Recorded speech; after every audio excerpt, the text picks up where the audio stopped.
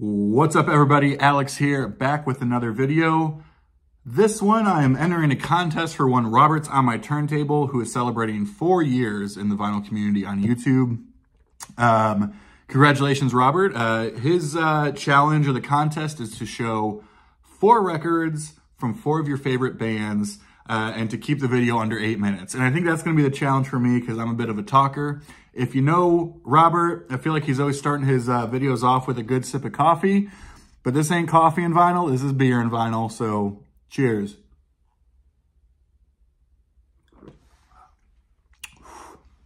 Good stuff. Congrats again, Robert, on that. And, you know, for this one, for my favorite bands, yeah, that's a difficult ask, but I wanted to show 2 kind of obvious ones from bands I've talked about before, maybe in my intro video or since then.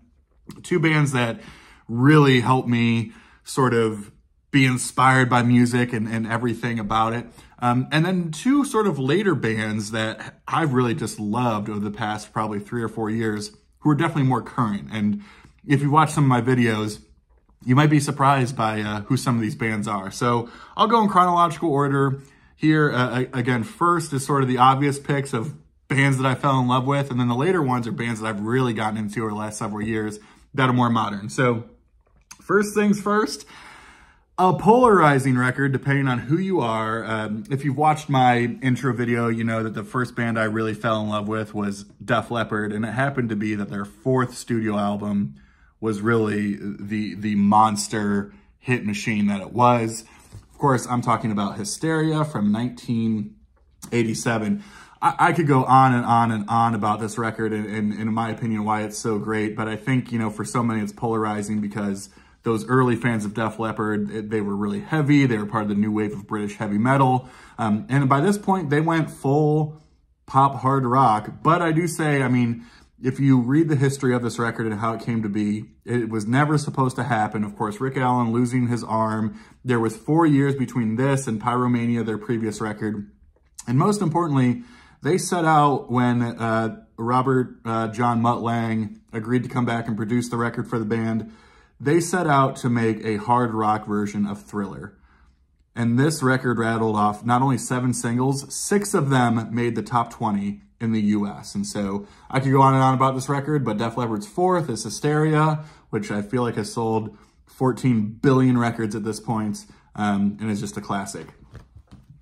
You might know that my other sort of favorite band that I talk about all the time is Dream Theater. Kind of on the opposite train, though. Very non-commercial, never really a pop song or anything like that. And specifically, their 4th album that came out in 1997 was a pretty tumultuous and pivotal year for the band. I'm talking about Falling Into Infinity.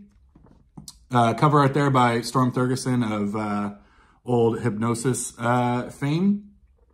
So this was the record label's attempt to get them to be a more mainstream, quote-unquote, metal band. Of course, they're coming from their progressive roots and not exactly accessible in the music world. This, when it came out, flopped big time and almost broke up the band entirely. Obviously, the best of what would become Dream Theater would immediately follow this. This is also the only studio LP with Derek Sherinian on it. And the thing is half of this, I would say, is outstanding. New Millennium, I've always felt, is kind of like their tribute to that sort of 80s period of King Crimson. Trial of Tears is one of their best songs ever.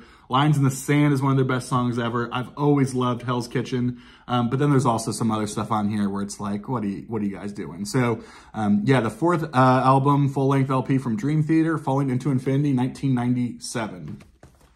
So those are the classics.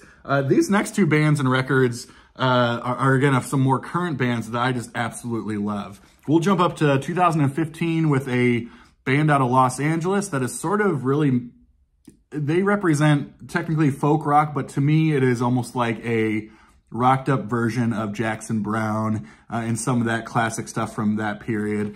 And I'm talking about Dawes, led by the brothers, specifically up front, Taylor Goldsmith, who I think is one of the most underrated songwriters out there. If you're interested in Dawes, I think this is a perfect place to start. Arguably their best record. Some of my favorite songs do come from this record. All Your Favorite Bands, the title track, was a minor hit for them. But for me, one of the best songs of the past, 10 years. is what closes it, Now That It's Too Late, Maria. An absolute beautiful song, 9 minutes long. It keeps going and really is sort of an ode to some of that early to mid 70s LA folk rock stuff that so many of us fell in love with. So I cannot recommend Dawes enough, and I think this is a perfect place to start if you're interested in dipping into them. Lastly is another band that is sort of outside of my wheelhouse, but when I first heard them, I absolutely fell in love with them. A band out of Philadelphia that's gone through some sonic changes over the years, but they've sort of found their sweet spot now in this weird kind of perfect marriage of some like folky Americana, very influenced by like Tom Petty, but also a little bit more psychedelic pop / synth pop, a little bit of shoegaze, and just in terms of sort of the environment that is created. It's probably a terrible job discussing them, but they are one of my favorite bands ever right now. Got a chance to see them a couple years ago here in Columbus, and I'm talking about The War on Drugs. This is their first record, A Deeper Understanding, from 2017. Some days this is my favorite record. I also like the one that came right before it. Pain was one of the major singles. You might have heard that one out there, but it also has, where is it at? Sort of the epic Thinking of a Place at almost 12 minutes, just a moody, psychedelic, gazy, sort of atmospheric, beautiful song. I think this is the type of band that when I listen to them, it's more about that atmosphere and that moodiness that is created. A lot of that is due to some of the lyrical content and Adam's leader's sort of writing. But to me, their last 3 albums have been absolutely perfect. I love each of them. They really started off, if you're a Kurt Vile fan, Kurt Vile actually started off in The War on Drugs and then left and did his own solo stuff. The early stuff is a lot more psychedelic, a lot more gazy, a lot more sort of machines and all that kind of stuff. I definitely like this more sort of poppy Americana mixed with some of those layers in the back a little bit more. So if you've not heard The War on Drugs, I would 1000%, I could not recommend them enough, especially if you like some of that more singer-songwritery folk Americana with a much more modern sort of psychedelic poppy twist to it.